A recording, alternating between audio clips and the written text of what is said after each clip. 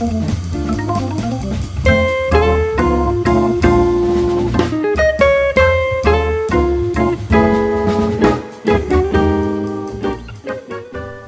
to a new edition of the Neon Jazz interview series with Chicago-based guitarist Kyle Asche. He opened up about his new, highly anticipated third CD as a leader, 2021's Five Down Blues. He's originally from Columbus, Nebraska. He was fortunate to hear the recordings of legends like Wes Montgomery, Joe Pass, Pat Martino, and George Benson when he was very young. While in his mid-teens, he was part of a master class conducted by the great Russell Malone, and that initially inspired him to become a professional guitarist. Over the years, he's performed with the likes of Wynton Marsalis and Jazz at Lincoln Center, Victor Goines, Ben Paterson, and so many others. And after 20 years in his tenure in Chicago, he has a lot more to do, and he's done quite a bit. Enjoy the story. Thanks for taking a minute out. Yeah, no problem. Thanks for having me. Five Down Blues, you know, we're getting towards the end of this pandemic. Live music's picking up. Things are happening. Talk to me a little bit about what it feels like to have a new album out, the prospects of doing this live, kind of that whole thing. Yeah, so we recorded this the week before the shutdown in March of 2020. And my initial, plan with it was to get it out as quickly as possible. So it may have actually, had this not happened, come out late summer, early fall of 2020. And, as things continued to move along slowly with things reopening, I sat on it for about a year. At this point, I'm just happy to get it back out there. I don't know if there's going to be the amount of live shows around town here that we would have had if we still weren't dealing with clubs reopening. But, I'm just happy to have it out there and let people hear it and sort of, move on to the next thing eventually. I know the way the organ vibe makes me feel, and we got a really swinging club here in town, and it's kind of a big deal. Mm-hmm. It's a very chill, good album. It feels good. Talk to me a little bit about what you hope the listener gets from this album. Yeah, I wrote a brief liner note sort of summation of the process of recording this, and then, going through the pandemic without being able to play music for, a year and change. And really it was such an easy record for us to make. We recorded live in the same room.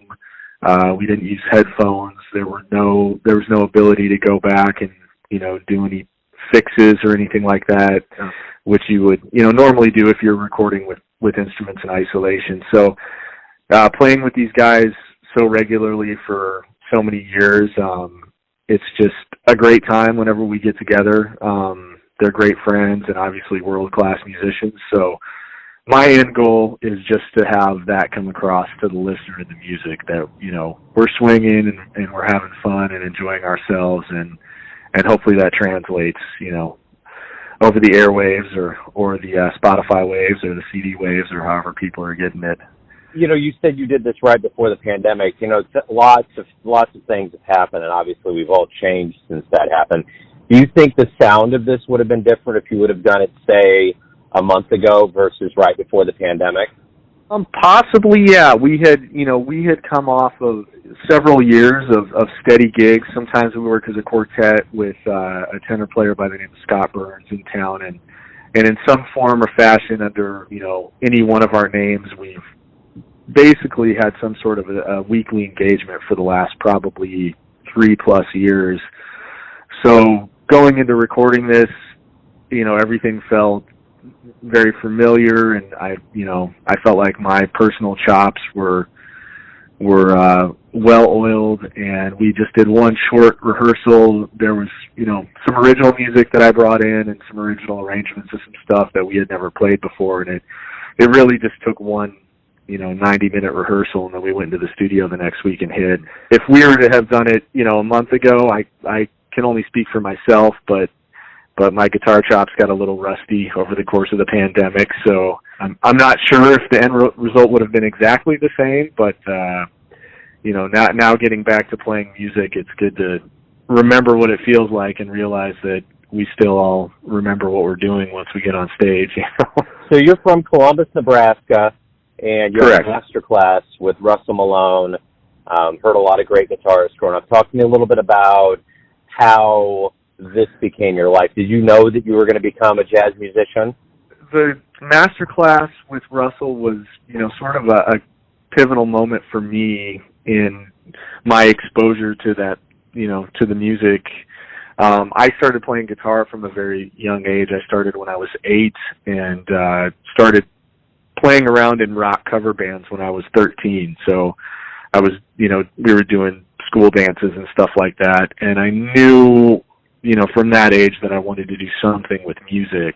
My high school in Columbus had a really good arts program, a really good music program with what I'm guessing was some really good federal and state funding. They would take us out of town to see concerts and go see Count Basie and give us all the exposure they could possibly muster. After, getting exposed to jazz, I realized pretty quickly that I really loved it, and I also really had a desire to figure out what was going on with that music, because there was so much that I didn't understand at that time, and there was no internet or, YouTube yet where you could go and figure out how to even play a jazz chord. That was like a complete mystery to me. So it took a while to find a proper jazz guitar teacher at the University of Nebraska at Lincoln, and while I was in high school, then I would drive there and study with him. Yeah, the rest is history, really. So talk to me a little bit about your beginnings, like how, your beginnings on stage and how that kind of got to a point where you've been on stage with Wynton Marsalis and other big names in the world of jazz. I guess I can frame that again with the pandemic, where I realized that 6 months in that I had gone the longest stretch of not playing music, live music with other people since the age of 13, because we were always involved in something from that point on, and then school bands, and then groups in college, and then starting to play gigs and everything. I guess just living life on the continuum of being a musician. You meet people, you network with people, and opportunities present themselves. And the gigs with Jazz at Lincoln Center were just a result of me having a relationship with Victor Goines, who's been the tenor player with Lincoln Center, I think, since their inception.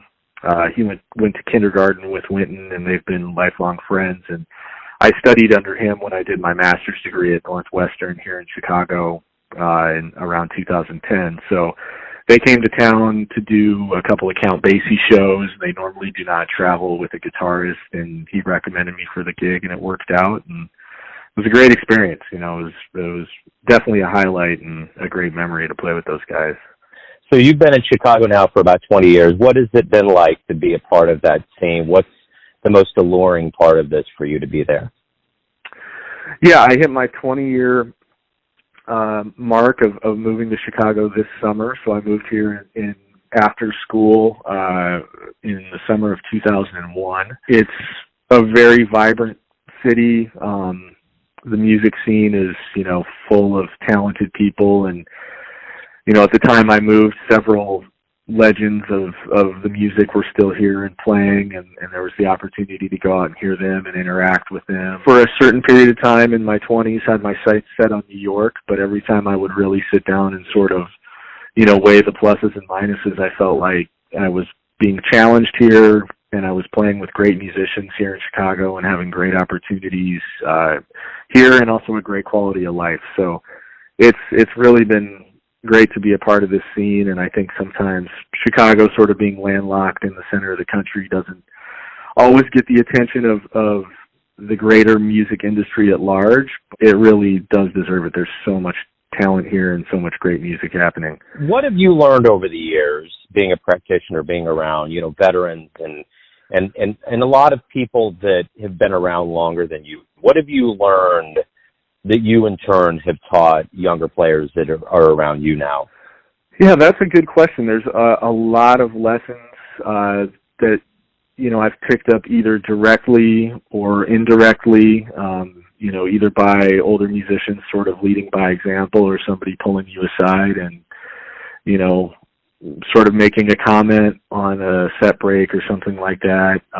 Or sometimes even, explicitly trying to solicit some advice from some of these older musicians and asking, hey, what can I do differently? What do you think of my playing, et cetera.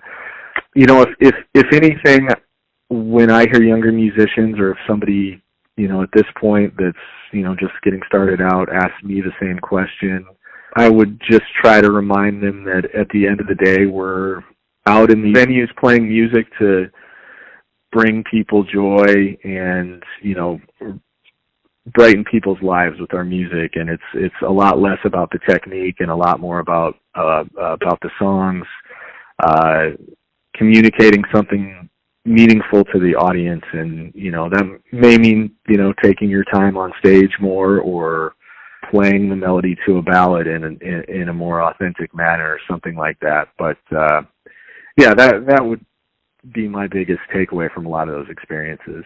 What was the first live show that you saw that made you think, man, that's something I would love to do? I'd love to be on stage doing that.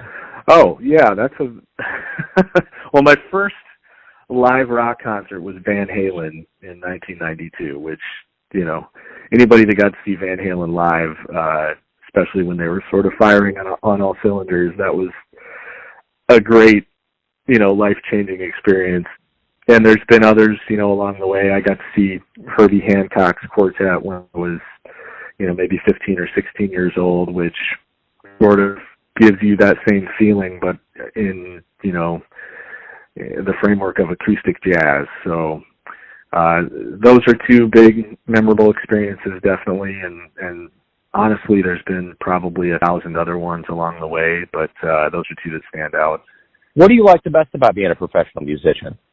Well, there's a lot to love. The thing that I miss the most over the course of 2020 into early 2021, which I didn't expect, was really the social interaction. So getting out and playing music for people and just, seeing somebody tap their foot or getting a nice comment from an audience member, and then also the camaraderie and, just light-hearted banter between other musicians that you're either on the gig with or that you see, outside of the club if they're on their way, to play the late set or to play another gig somewhere else. That sort of thing really is enriching, and there's a great sense of community and fellowship in Chicago. So that definitely is my favorite part, and sort of was the unexpected thing that I was really longing for when we were all locked inside here. So to take that a step further, we are returning to the live environment, both musician and the audience. What do you hope we all realize about this long absence of live music when we do return in earnest?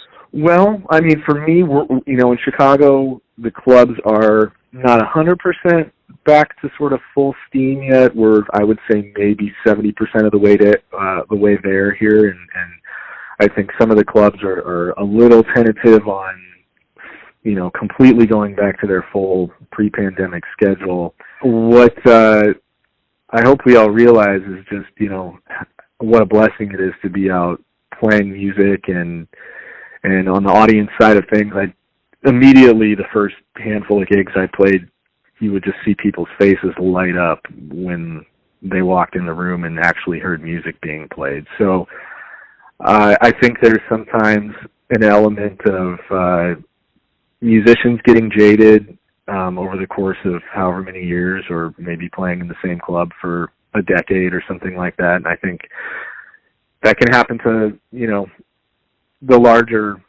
audience as well if you take those things for granted. So just being out there and really appreciating being able to play music, and also the, gift of being able to go hear live music is the takeaway for me.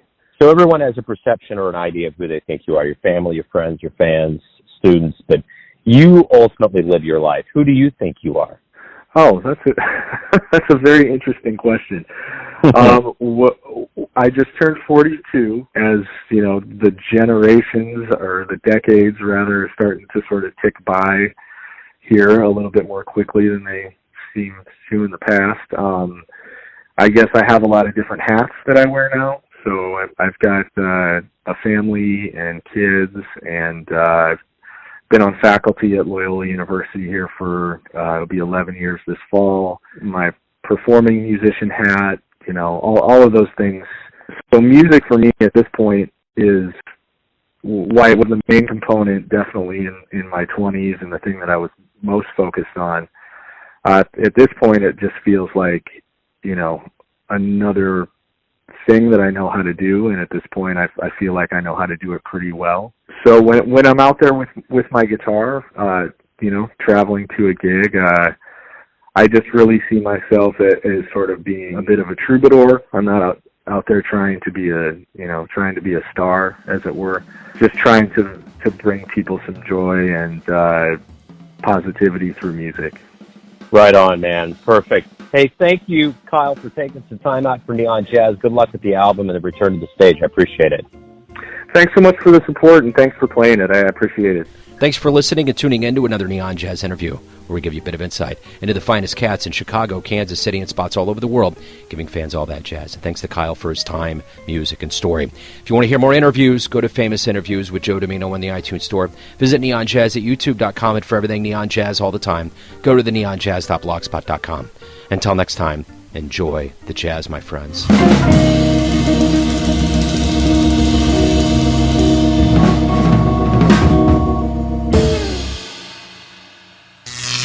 Neon Jazz.